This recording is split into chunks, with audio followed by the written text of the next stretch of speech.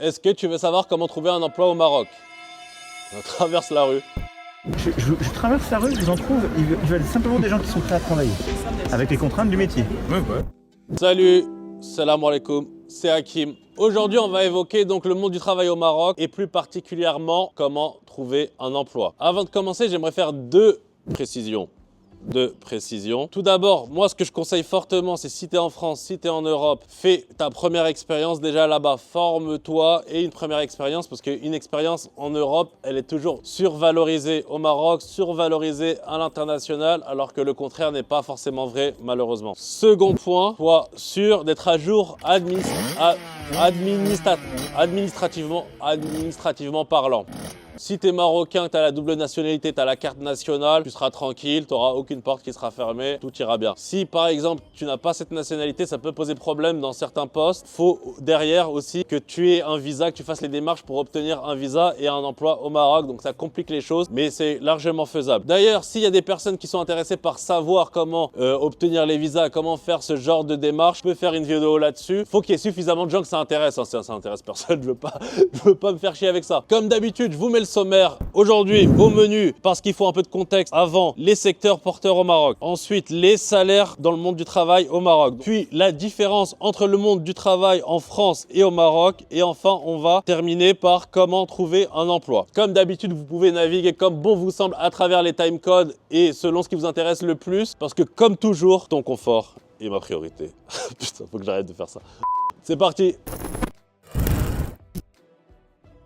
Tout d'abord, on va donc évoquer les secteurs porteurs, les secteurs en gros où il y a du boulot, où il y a du taf au Maroc. Donc je vais commencer forcément par la partie que je connais le mieux, c'est-à-dire le digital, mon secteur d'activité, là où je suis le mieux placé pour parler. Donc dans le digital, il y a quand même énormément de boulot en réalité. Moi par exemple, j'ai été démarché directement, donc j'ai un taf sans jamais en avoir cherché. Donc ça c'est une chance énorme et c'est aussi signe que ça recrute pas mal dans cette branche-là. Au début dans ma boîte, on était peut-être 8, 9, 10 à peu près et maintenant on doit être 40 ou 50, donc ça recrute à balle. Donc quand je parle de digital, je parle de tout ce qui est publicité en ligne, donc programmatique comme moi, SEO, SIA, Search, même l'IT en général, il y a aussi pas mal de taf aussi à ce niveau-là. Donc il y a pas mal d'opportunités là-dedans. Il y a beaucoup de boîtes américaines, canadiennes, françaises qui viennent justement trouver des gens compétents à coût réduit forcément, parce qu'ils viennent pour ça, on va pas se mentir. Mais au final, à l'échelle locale marocaine, c'est des bons salaires. Donc ça permet aux boîtes canadiennes, américaines, françaises d'avoir un coût de main-d'œuvre moins cher et aux locaux d'avoir des salaires qui sont plus que corrects, plus qu'honnêtes à l'échelle du Maroc. Tout le monde est gagnant là-dedans, bon, sauf les Américains et les Canadiens qui cherchent du boulot bien sûr, mais c'est bon pour tout le monde.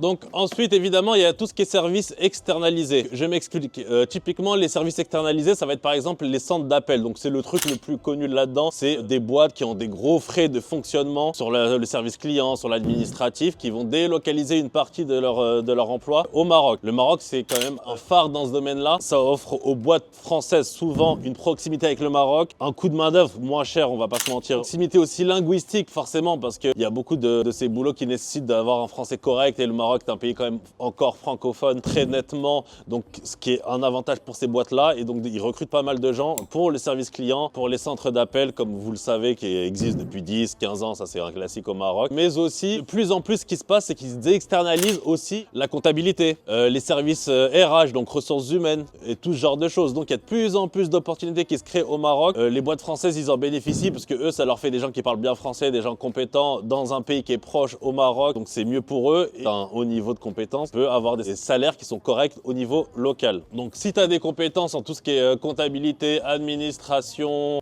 service client, il y a quand même pas mal de boulot ici au Maroc et tu auras de quoi trouver des opportunités. Évidemment, ensuite, le secteur des finances, banques, assurances, je mets tout un peu dans le même panier. C'est probablement les secteurs les plus rémunérateurs que tu peux trouver, que ce soit en France ou ici aussi au Maroc. C'est là où tu auras les salaires les plus intéressants. Donc imaginons que tu es dans la finance à Paris, que tu as plusieurs années d'expérience ou dans d'autres pays. Bah, ici au Maroc, tu vas pouvoir commencer à avoir des salaires qui sont très intéressants. Pareil pour les banques et les assurances. Donc il y a quand même pas mal d'opportunités, tout ce qui est trader, analyste financier, gestionnaire de patrimoine, dans l'audit et tout ce genre de choses. Si tu as des compétences, tu auras moyen de faire ton trou et de trouver quelque chose et de faire une réelle carrière et de bien gagner ta vie surtout.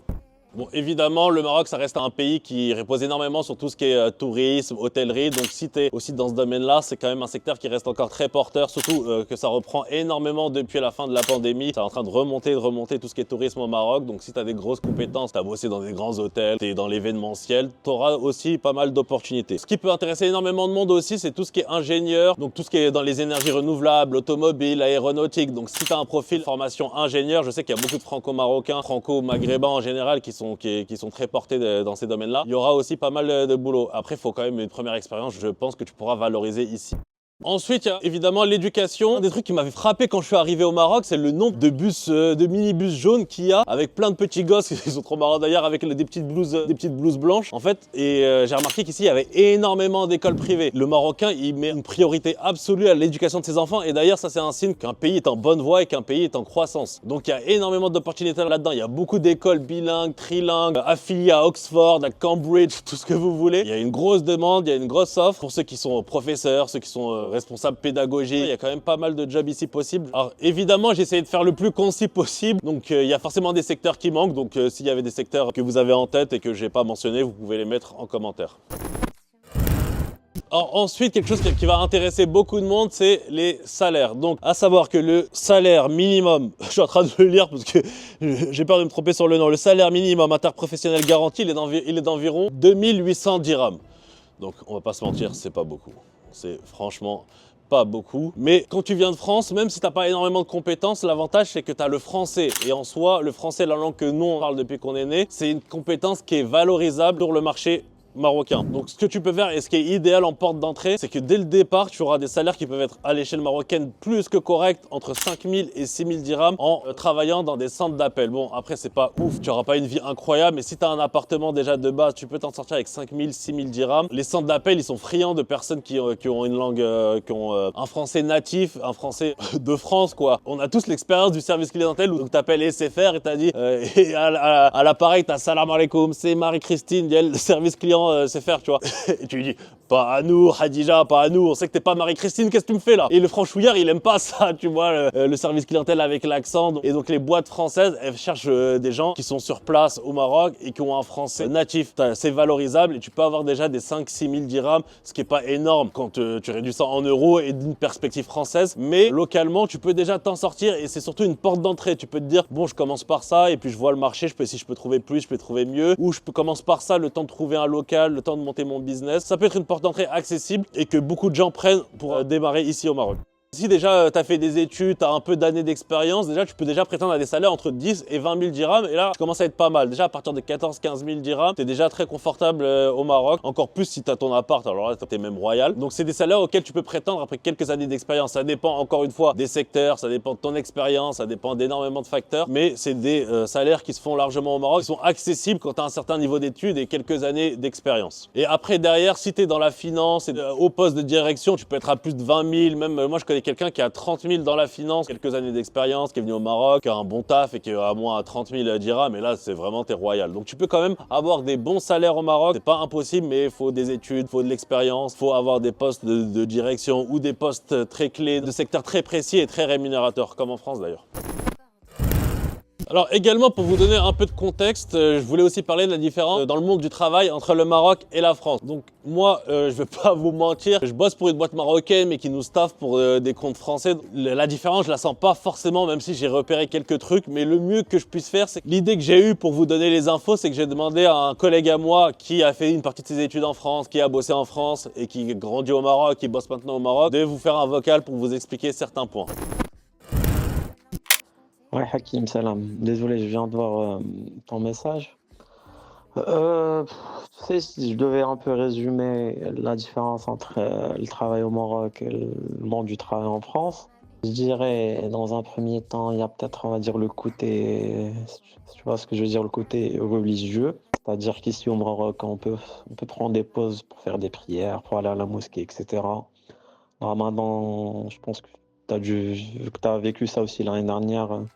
On a l'horaire continu, on finit tôt, et c'est le cas pour tout le monde, peu importe les secteurs d'activité. On finit tout ça à 16 heures. Ce qui n'est pas le cas en France, que ce soit pour aller à la mosquée c'est surtout pour faire la prière du vendredi. Ça, je pense, c'est intolérable en France. Donc il y a ce côté-là, on va dire, un peu culturel ou plutôt religieux. Sinon, il y a un truc aussi qui, surtout en Île-de-France, on va dire c'est tout à fait banal d'habiter par exemple dans le 91 et de se taper 2 heures de RER pour aller bosser dans le 95 ou dans Paris.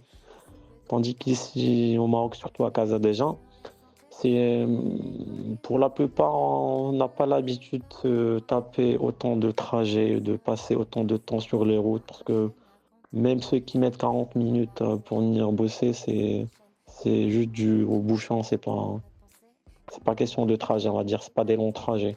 Il y a, à la limite, il y a une minorité qui bosse à Casa et qui fait la navette entre Casa et Rabat.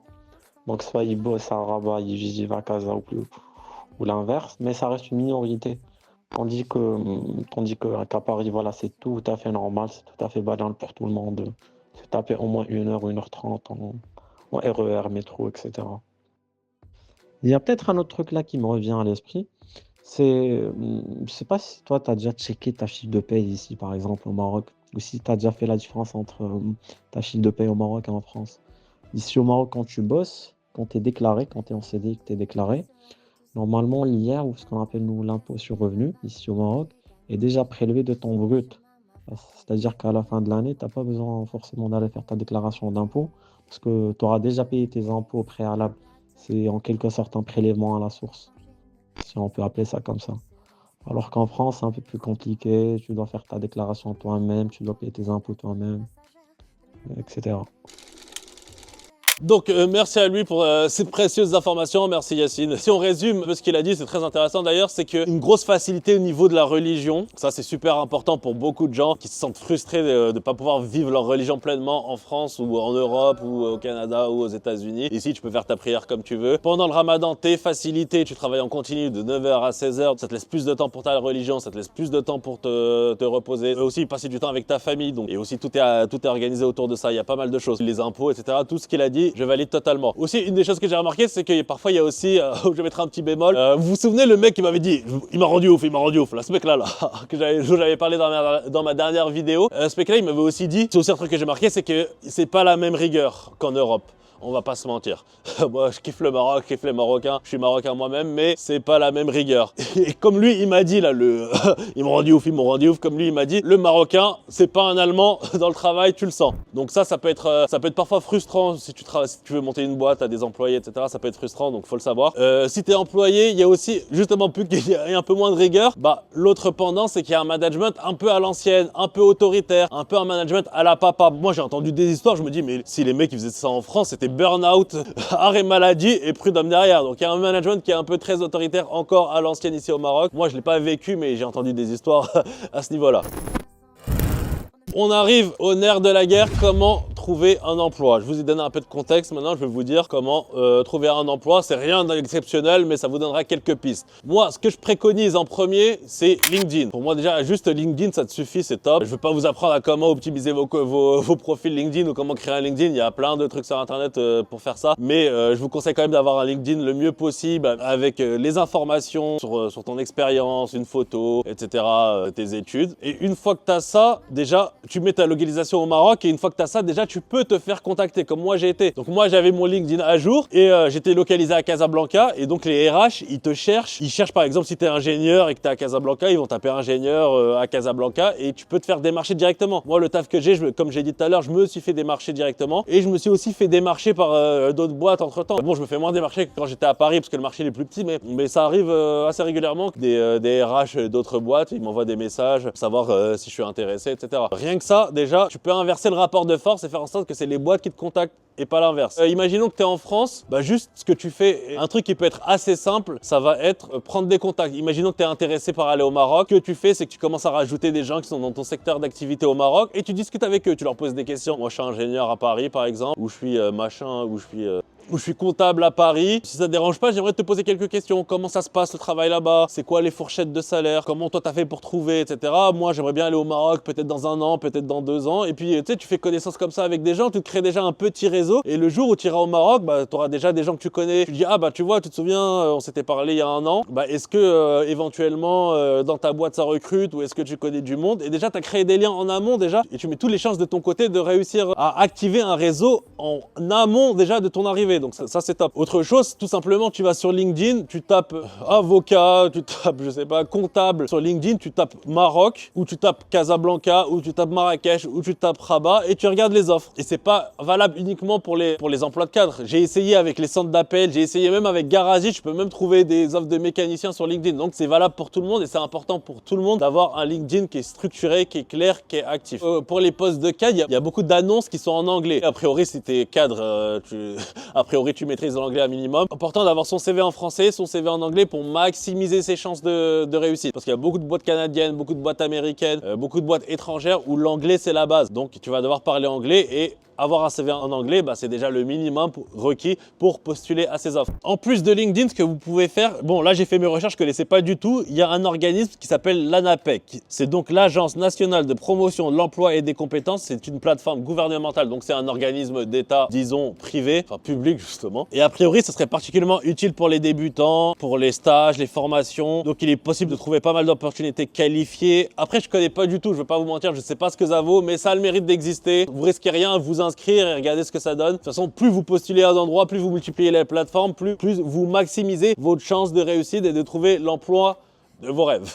Ensuite, il y a les sites d'emploi privés. Il y a le Indeed.ma. Donc ça, c'est le seul site que je connaissais moi de base. Donc c'est Indeed version marocaine. C'est la même plateforme. L'avantage justement, c'est que c'est un des sites d'emploi les plus connus. La plateforme, elle est simple d'utilisation. Et en plus, moi, vu que je connaissais déjà la plateforme, j'ai déjà postulé dessus quand j'étais en France. Donc tu as potentiellement déjà un compte dessus. Donc ça, c'est un avantage. C'est un gros site. Tu as pas mal d'offres. Tu peux aussi activer des alertes pour recevoir directement tes offres d'emploi par email, comme en France, comme d'habitude. Ça, c'est connu, mais c'est très pratique. Un site que j'ai découvert qui s'appelle dreamjob.ma. C'est un site qui s'adresse particulièrement aux jeunes chercheurs d'emploi et aux freelances. Le truc que j'ai remarqué qui est ouf, c'est qu'il y a une section qui s'appelle télétravail, je crois. Je vous le mets en capture d'écran, mais je crois que ça s'appelle télétravail. Il y a pas mal d'offres en freelance, donc ça c'est parfait pour beaucoup de frères qui veulent vivre, imaginons, dans un coin un peu reculé pour vivre leur religion correctement, pour être tranquille. Ou pour les frères qui veulent vivre, qui peuvent avoir une certaine liberté, et ben il y a une section où il y a pas mal d'offres en freelance. Donc tu peux postuler, tu peux bosser de chez toi, tu peux avoir la liberté derrière de créer ton business, de prendre les missions que tu veux, et ça je trouve que c'est incroyable. Je sais pas dans la pratique ce que ça donne, mais de ce que j'ai vu, il y a énormément d'offres, donc ça peut être très intéressant pour avoir ta liberté, pour avoir une petite sécurité financière, le temps de lancer tes affaires ou le temps d'accompagner le début de ton business. Alors un autre site que j'ai découvert qui a l'air top aussi, c'est recrute.com, recrute avec un K. Donc c'est un site pour les profils qualifiés a priori, ça propose pas mal d'offres de postes à responsabilité, des métiers spécialisés, et l'avantage qui est assez ouf dans ce site, c'est qu'il y a une espèce de simulateur où tu vas rentrer ton expérience, ton domaine d'activité, et le site il va te sortir la fourchette de salaire. Donc ça c'est super pour savoir comment tu te positionnes sur le marché marocain, où te situer, pas te faire avoir, parce que tu peux arriver sur le marché marocain et pas forcément savoir à quel type de salaire tu peux prétendre. Là donc tu peux le savoir. Je sais pas si c'est super précis, mais forcément ça va te donner une fourchette et c'est toujours bon à prendre.